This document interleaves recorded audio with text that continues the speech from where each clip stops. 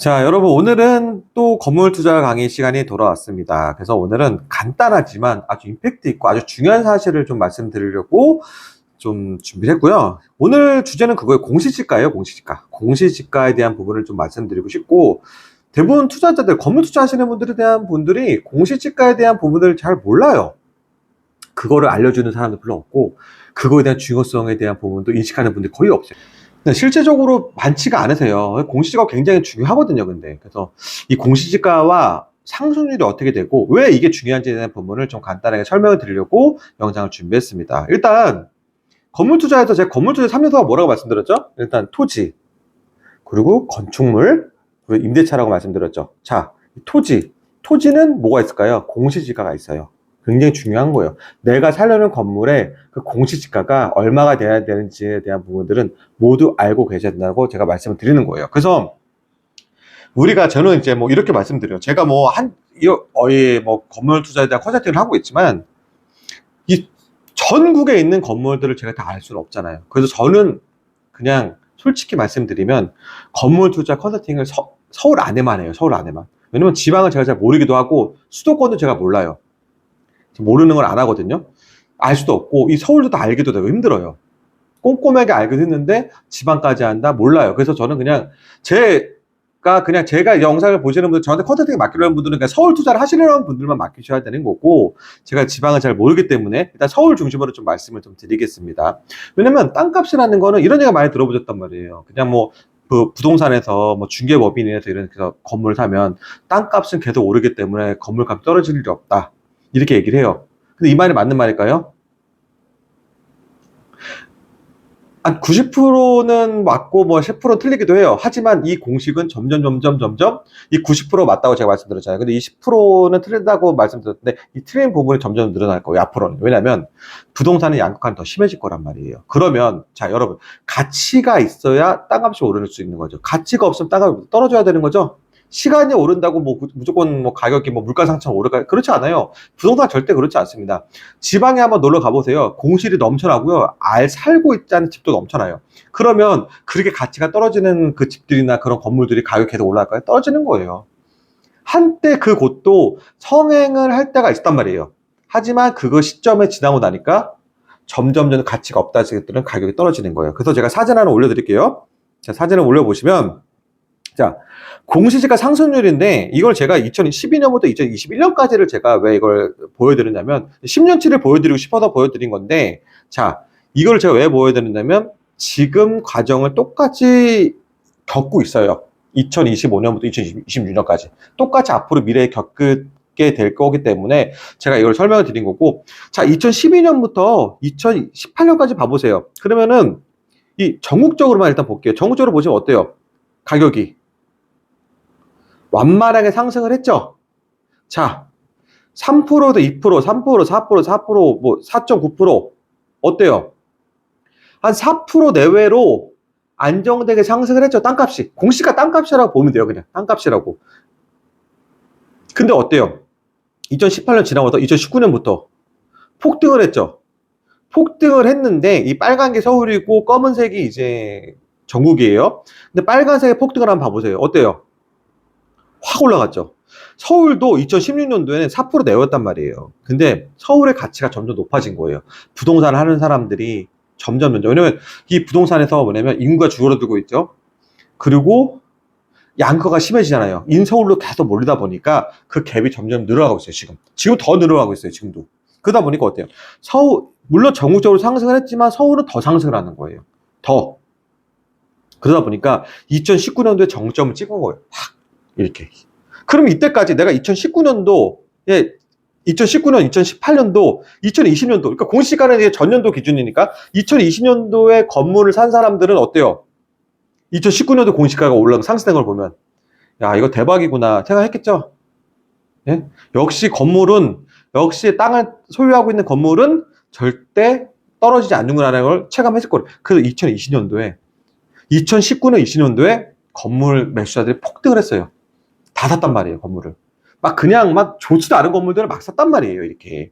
근데 어때요? 2020년도 공시가는 확 떨어졌죠? 자, 여러분, 중요한 게 있어요. 부동산이요. 부동산이라는 게 뭐냐면 한 번 확 오르잖아요? 그러면 중간에 또 떨어져요. 근데 어때요? 2021년도 되면 투자자가 많이 몰렸고 가격이 또 올라가네요. 또 올라가는 거예요, 이렇게. 오르고 내리고 오르고 내리고 반면 가는데 여기서 제가 드리고 싶은 말씀은 뭐냐면 가격이 급등할 때 있잖아요. 가격 급등할 때는 조금 참아도 돼요. 좀 참아도 돼요. 그러니까 예를 들면 평균 제가 이런 말씀을 드리고 싶어요. 평균 5% 내외에서 서울 같은 경우에는 5에서 7%라고 제가 보거든요. 그래서 5에서 7%, 이 5에서 7%를 벗어났어요. 10%까지 급등을 했어요, 지금. 가격을, 그러니까 우리는 전년도의 공시가 볼 수 있지만 올해 공시가를 볼 수는 없는 거잖아요, 지금. 그러면 내가 투자한 시점에서 전년도에 봤을 때 폭등을 했단 말이에요. 폭등할 때 절대 사면 안 되는 거고, 폭등할 때 사면 안 되는 게 맞는 거고, 지금 가격도 막 폭등하는 것 같아요. 근데 그 기준이 지금 전년 대비, 실거래가를 봐야 되겠죠, 우리가. 전년 대비 한 7%가 넘어가는 수준을 보면, 그때는 투자를 안 하시고, 잠깐 보류하셔도 괜찮다고 말씀드리는 거예요. 왜냐면, 보통 서울에서는 5%, 7% 정도의 평균 가격이 오르는데, 이게 넘어가다 보면, 약간 과열된 거예요. 가열되다 보면 수요자가 많이 몰렸다는 거거든요. 수요자가 많이 몰면 안 좋은 매물을 내가 살 수밖에 없어요. 높은 가격에. 근데 시간이 지나면 좋은 물건 100% 나오고요. 조정된 가격에 나올 수도 있어요. 그래서 이 영상을 제가 왜 준비했냐면요.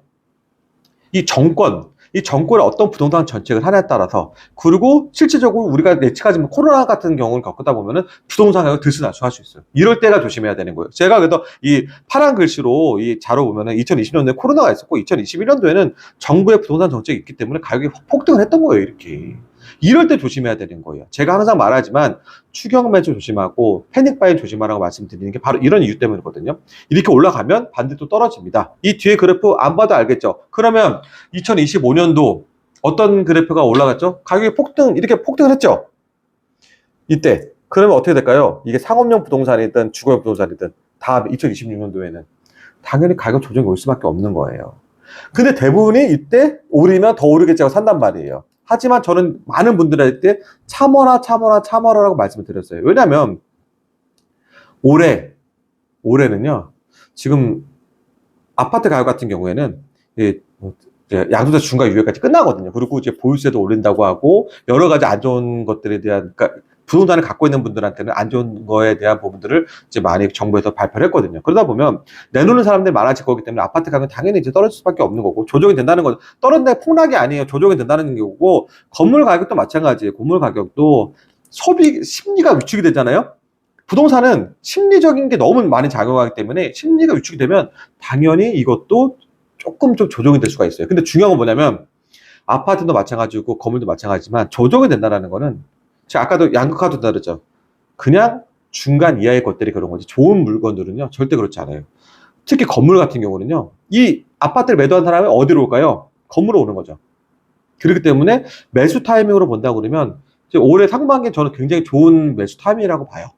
이 건물 타임으로 봤을 때 작년까지만 해도 작년 하반기 끝물에서 저는 항상 그랬죠. 건물 사시는 분들, 제가 지금 컨설팅 도와주시는 분들한테 지금 딱 집중을 하고 있는데 작년 하반기부터 올해 상반기까지 굉장히 좋은 시점이에요. 지금 건물 사는 사람들에게는 좋은 물건도 있지만 가격 내고보다 좋고, 왜냐면 지금 이제 아파트 매도하시는 분들 다시 시장으로 조금 어느 정도 넘어올 거기 때문에.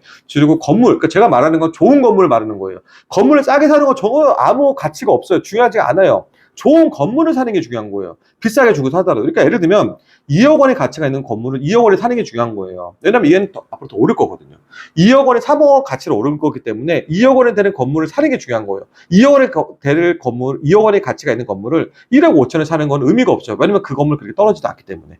근데 1억에 대한 건물을 1억 5천에 산다고 그래가지고 1억에 대한 가치가 있는 거를 7천, 8천 사는 게 좋은 것도 아니에요. 왜냐면 이거는 가치가 더 떨어질 가치가 있다는 거기 때문에. 이렇게 좀 봐야 되고, 시각을 좀 다양하게 봐야 되는 거기 때문에 좋은 건물 제가 말씀드리는 거예요. 이게 싸게 산다는 개념이 아닙니다. 여러분에게. 오를 좋은 건물에 있는 건물에 대한 가치를 샀을 때, 작년 하반기부터 올해 상반기까지 굉장히 좋기 때문에 건물 투자를 하시려는 분들은 이 주적으로 좀 보셔가지고 좋은 건물을 좋은 가격에, 좋은 가격이라는 건 이제 내고의 폭도 좀 어느 정도 있다라는 거죠. 근데 싸게 산다는 개념은 버리셔야 됩니다.